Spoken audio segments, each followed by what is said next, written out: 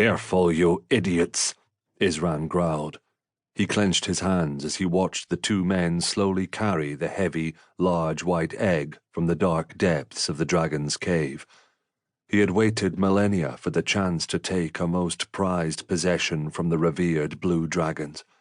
The egg was worth a fortune, but it wasn't money Isran was after. No, he wanted something far greater than mere coin. He wanted power. As a Fae, he felt the pulse of magic in the heart of his realm. Magic was in the sky and the water. It was in the very air he breathed, but it was never, ever enough.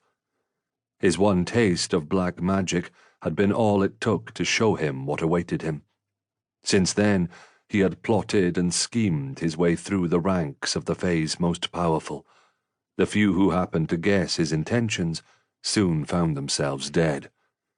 Isran's heart thundered in his chest as the egg drew closer. He had a gift for fooling people and gaining their trust. No one had deduced that he was the one behind the deaths. Oh, he had been questioned, but by then he had learned to cloak himself, so not even the most powerful Fae had seen what he really was. He smiled when he thought of the meeting King Theron had called the night before. Theron had wanted his help in finding the killer.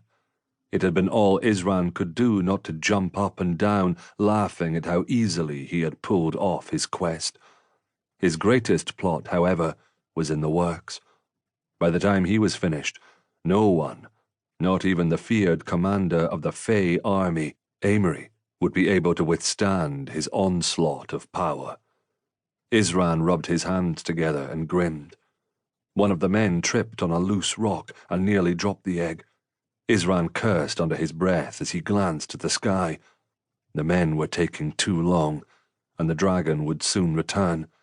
They had to be gone, or the dragon would slaughter them in an instant. "Careful," Isran barked. "The egg will be meaningless if you drop it."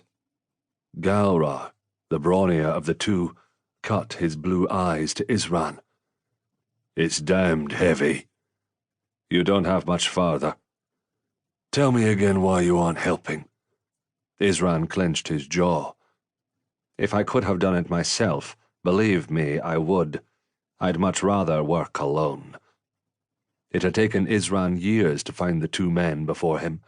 The Fae, as a general rule, did not tolerate any sort of evil, and, with the length to which Isran had delved into black magic, he would have been killed on the spot if anyone recognized his wickedness. Galra and Mormir had been hiding deep in the northern mountain regions when Isran had sensed them.